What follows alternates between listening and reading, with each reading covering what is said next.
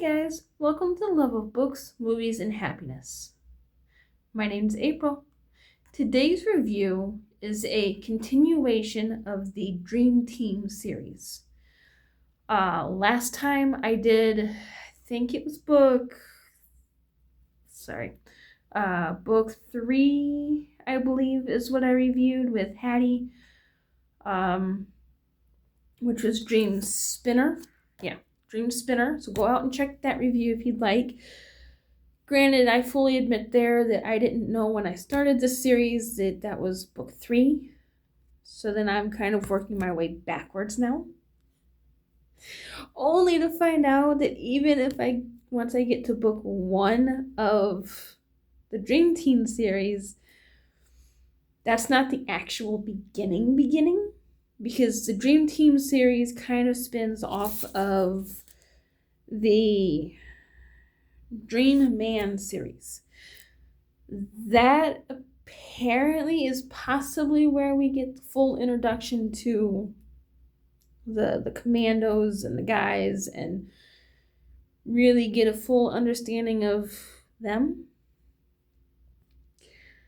But for the time being, I'm focusing on what I can find, which is the Dream Team series, so I'm working my way backwards. So today is book 2 of the series, which is Dream Chaser. Right here's the cover. Just a short recap for those not familiar with the series. The Dream Team is about 4 girlfriends, or not like relationship girlfriends, but just friends, who all work at a gentleman's club together, Smithies. They all work at a gentleman's club. They all have their individual issues. Like in the other book of Dream Spinner, Hattie was dealing with a emotionally abusive father, issues with her own self-confidence and her dancing and stuff like that. In this one, Rin, who's the main character of this one, is dealing with an alcoholic brother, sister-in-law who kind of takes advantage, as well as her own emotional issues with how she's been treated in the past by others. And then the other girls all have their own issues that they deal with.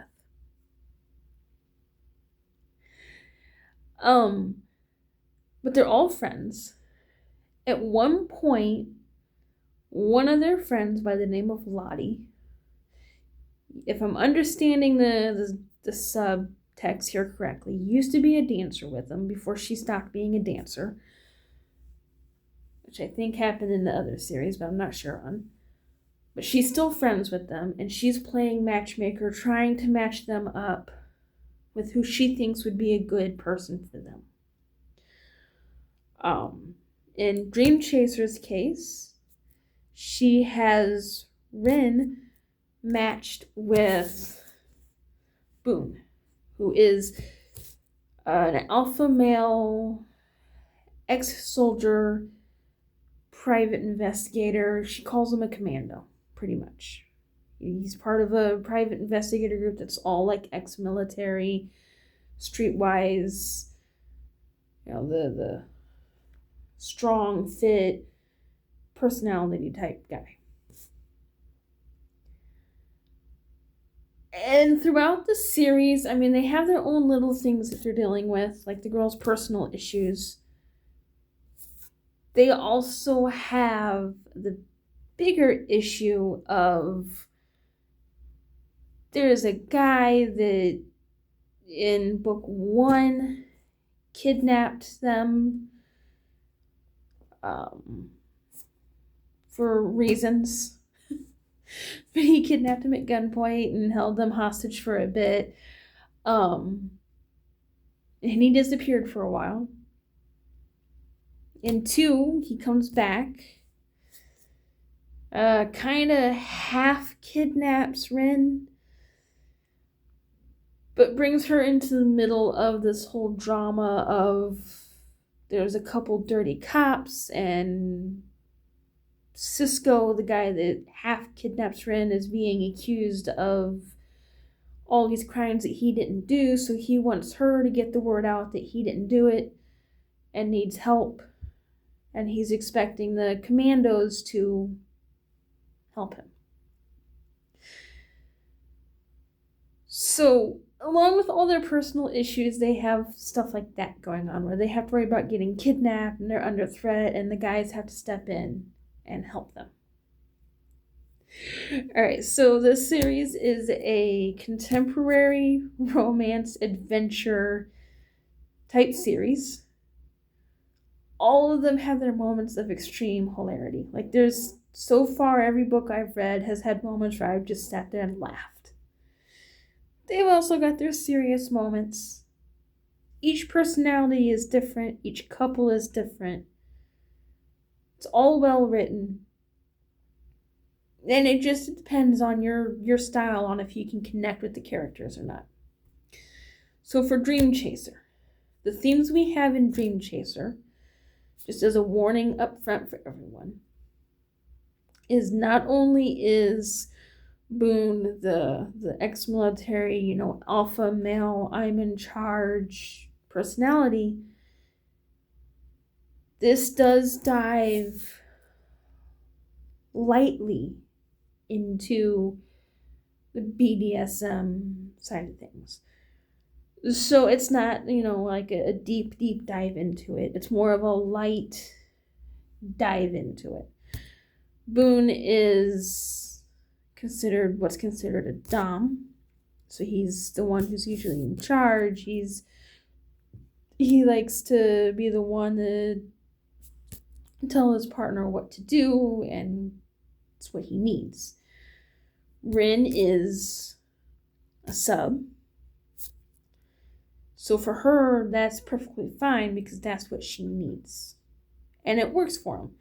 But throughout this book, there are themes of this coming out. So you'll have scenes that involve, and it does have spice. If you're looking for spice, this is definitely the book for you. It's got some spice to it. Some very well-written scenes. But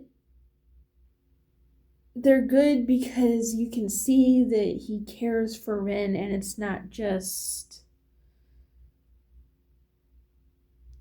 him having control. It's the fact that he actually cares about her. So that comes through. And then, of course, you have some violence, some kidnapping, alcoholism, self-centeredness, and some child neglect is within this story. Just as a warning for anyone that might have to worry about something like that being a trigger, it is briefly mentioned in here in different parts. Alright, so in Dream Chaser, we have Rin. She is fully aware that her friend Lottie has been trying to set her up with Boone. She is full on aware of this. She knows about it. But she has some self-confidence issues because of her father being emotionally abusive when she was a kid. Kind of there and then gone. When he's there, she's his focus. But when he's not there, he doesn't even remember she exists type thing. Her brother being an alcoholic. The unofficial sister-in-law, whose name is Angelica. Had to re-look that one up. Angelica causing a strain on her, as well as a previous bad experience with another dom who kind of broke the rules on how it's done. So he, in that type of relationship, you need respect, communication, and there's safe words and stuff like that built into it. Well, in the past, this guy ignored anything she said and ignored her safe word. and then cause some harm. That causes some emotional damage because then she's a little more cautious on putting herself out there. So the self-confidence isn't quite there. So for her, she looks at Boone, who is a very much in shape, described essentially as being hot, alpha male. She knows that he's a dom.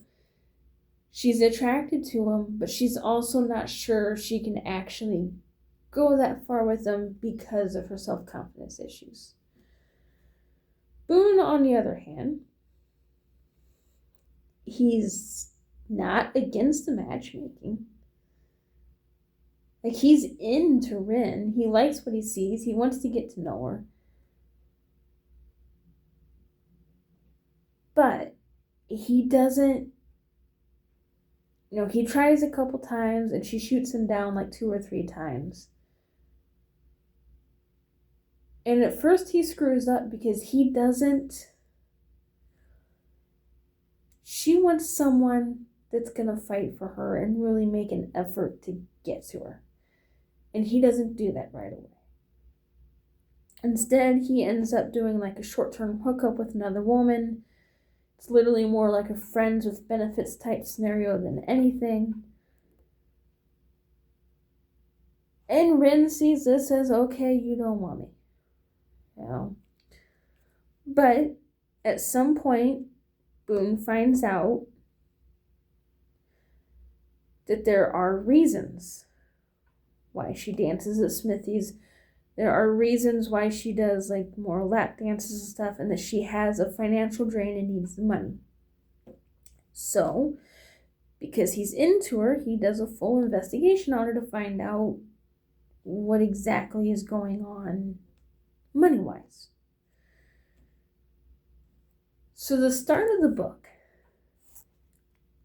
we find Rin having gotten called by Angelica, who says, hey, I have a migraine. Can you come get the kids off to school for me? And Rin, being Rin, is like, yeah, sure, of course I will. Even though she's just got done dancing, hasn't really been to bed yet. She gets there, goes in. The house isn't, it's not messy, but it's not clean either, Knows very well that the older girl, Portia, who's 7,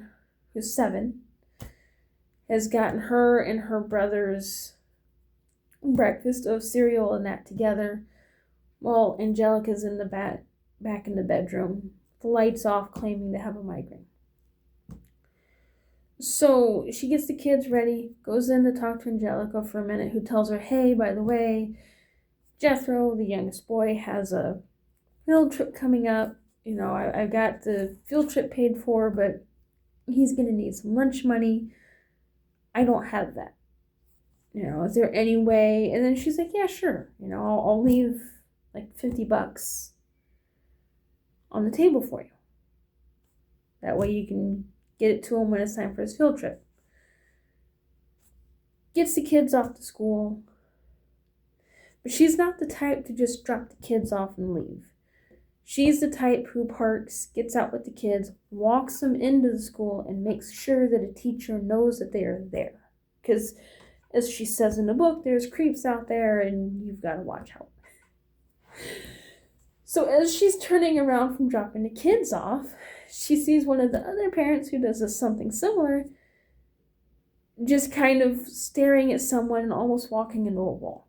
So she looks to see what has that parent's attention and realizes that it's Boone. And he's standing by his truck. So she kind of walks towards him and he gestures her over. He tells her we need to talk. And he's like, we'll go back to your place and talk. She's just like, okay. Didn't even know you knew where I lived, but yeah, sure, whatever. So they get back to her place and he gives her a file. And he's upfront about it. He's like, I was looking into you and I wanted to see what was causing you a financial drain. Your sister-in-law that you're supporting has been lying to you, and here's the proof. And Rin, of course, gets upset at first about the invasion of privacy, because she's like, well, why would you do that? That's, why did you have her investigated? Why do you have pictures? And he's not having any of it. He's just like, well, yeah, I did that, but it's important and you need to see this. And then he throws it in her face that, the whole time that you're giving her money for stuff, she's claiming that she's got a migraine and stuff like that. He's like, she's going out to these expensive day spas, going out to lunch with girlfriends and buying them fancy lunches, wearing $300 flip-flops. So you're essentially just supporting her lifestyle. And they get into it. It's a decent argument. They get into an argument about the invasion of privacy, and then about the fact that did he have any right to do this? And then the whole relationship idea comes up, and she throws it in his face that, you just can't be like this. They end up having a fight, and he leaves. Rin is not the type to hold stuff back. If something is bothering her, she's going to face it head on. So she goes back out, goes back to the house where Angelica is, and waits for Angelica to come out of the bathroom, and then throws everything in her face and gives her an ultimatum, which is, get your stuff figured out, cancel your massage, tell your friends you're not showing, go out and get groceries for the kids, get this house cleaned up, and tomorrow I'll start getting work because I am not supporting you anymore. Otherwise, I tell my parents, my mom and your mom, about what's going on. Which, getting called out on her behavior, Angelica goes on the defensive and tells her, well, then you don't have access to the kids anymore. Rin's upset about that, but at the same time, she's like, just get yourself figured out. And then leaves. Goes that night to go dancing, do her job. Decides that she desperately needs, because everything else is going chaotic in her life right now, she needs a little fun. So she apparently had found out from a group that she's part of that does like private BDSM parties, where they're like people that are vetted with each other, they know each other, they trust one another, they can do whatever they want to without worrying about the safety factor. And it's a safe place to do it because then they're not in some strange location. And this one is at, it was supposed to be a friend's house who has her house set up for this kind of scenario. So that night she goes what she thinks is going to be to go get some relief, kind of de-stress a bit. Got told there was going to be a couple new people at this event. A couple of them are new doms that might be there for her, so she's curious about it. When she pulls up, she notices, even though it's late, it's like 3 a.m. at this point, but usually these types of events, people are around till well into later than that. She's surprised there's not that many cars there. She's like, okay, maybe other people left early or something, or who knows. And her friend is kind of by the door like, hey, just come on in. Kind of throws her off because that's not how her friend normally is. Her friend's not normally like waiting for her and telling her to get inside. But she goes ahead and gets out, ignores that kind of, something's wrong feeling, and goes in. Only to have the friend apologize to her and tell her, I have a client who requested this meeting, and you just don't say no. About that time, she gets a gun put to her head. She's been kidnapped once before. So she's freaked out now because she doesn't know what's happening. But she goes into the room with the person, only to see Cisco, who had kidnapped her once before. And he tells her, come have a seat, we need to talk. She's understandably upset. But she does. She goes, has a talk. He pretty much tells her, look, I am not responsible for what they think I am responsible for. I need you to get a message to the others that I didn't do it. And they need to figure out who did. She's just sitting there going, you seriously had me kidnapped for this? At the same time, he was asking about one of her other friends that he has an interest in, only to essentially be told there's no hope for you because she's happily in with this guy and they're going to be getting married. So, she's afraid to tell him that because he's got people with guns. How is he going to react? At some point, though, she ends up just the whole week catches up to her. So she ends up trying to breaking it down for him, going, I've had a really bad day and a really bad week, and you are not helping. So once he gets his message across, he lets her leave. She waits a couple hours and then calls one of the commandos who's dating one of her other friends from the first book. His name is Mags. Calls him and lets him know, hey, this is what's happened. Well, he sends the word out about what happened with her, and Boone, who's not happy that she didn't call him, mind you, she doesn't yet have his phone number, shows up at her door 2 hours later. They get into it again. She points out she doesn't have his number, brings up a bunch of stuff, including the fact that she wants someone who's actually going to make an effort to be with her, and she doesn't want to be just a side chick to someone. Calls him out on having an occasional girlfriend. They have a bunch of conversation before they finally work it out. And he leaves. She then gets a text later saying, hey, now you have my number. So the next day, he comes back. Side chick's gone. You're it. The rest of the book is a combination of Rin and Boone figuring things out, figuring out how to be in a relationship and make things work. It's also a combination of Rin having been pulled into this situation. The friend that set up the meeting where she was half kidnapped to begin with ends up dead. And so then Rin comes under the view of a couple dirty cops. So now she's dealing with that. And of course, they're worried about her safety. Plus you have family drama. Continuing family drama with Angelica and the kids.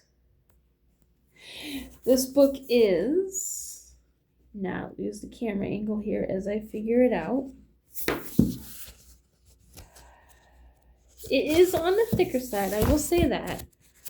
It's not ridiculous. It's on the thicker side. It's about 460, maybe 461 pages. Yeah, 461.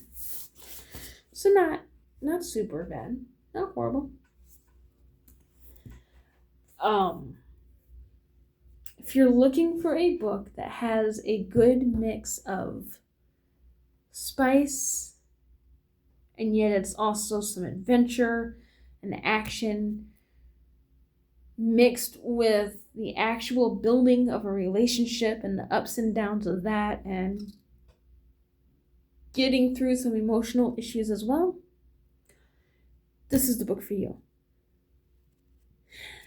I love Rin and Boone because even though the way they do things isn't how everyone would do it, it's done in a very caring, loving way. There's scenes where, he's telling her what she can and can't do in the bedroom, or he's tied her hands up, but she loves it, and it's done with love. This is a really well written, highly enjoyable series. And you can read them just on their own. You don't have to do the whole series if you don't want to.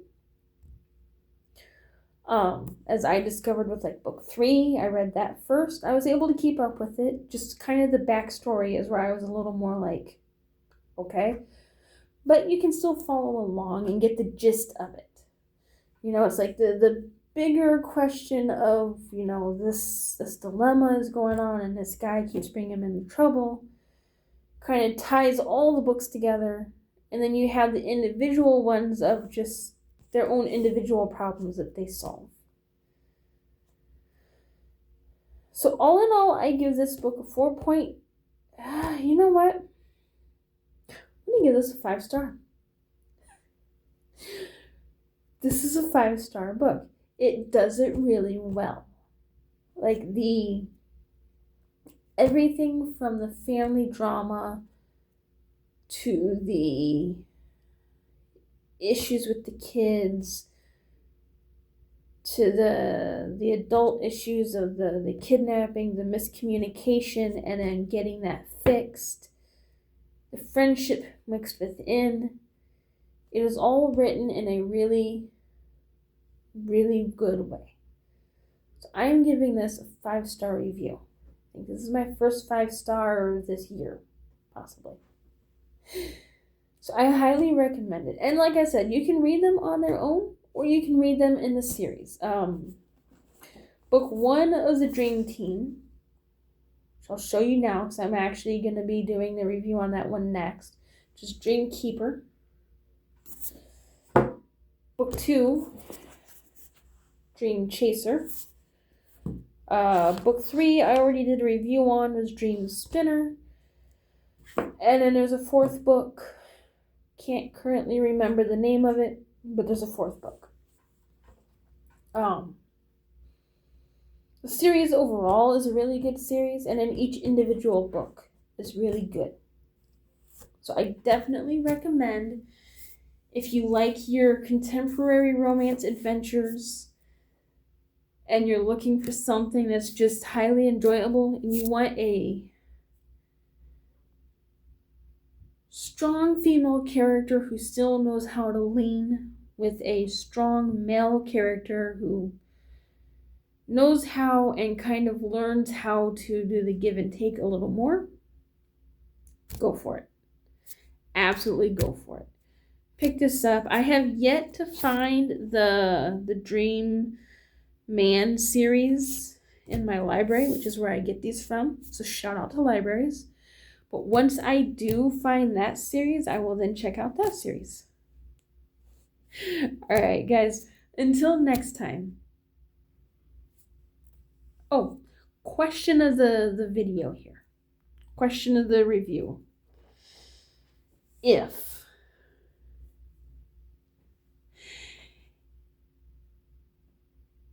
you were to say you were a dancer,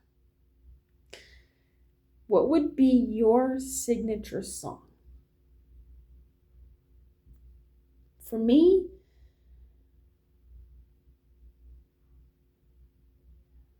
I don't know I'd have a signature song. That's the thing, though. Like, I asked the question knowing that I don't know that I'd have a signature song. I think for me, I'd have a mashup of a couple different songs that I would be known for mixing them together and then dancing to that. So if you guys had a signature song that you were known for dancing to, what would it be? Let me know, guys. And if you've read this series, you want to chat about it, leave me a comment. Let me know. I am more than happy to chat about these books because I highly enjoy each character. They're all flawed in their own way, and yet they get through it and they find ways to grow and help each other. All right, guys. Until next time, keep reading.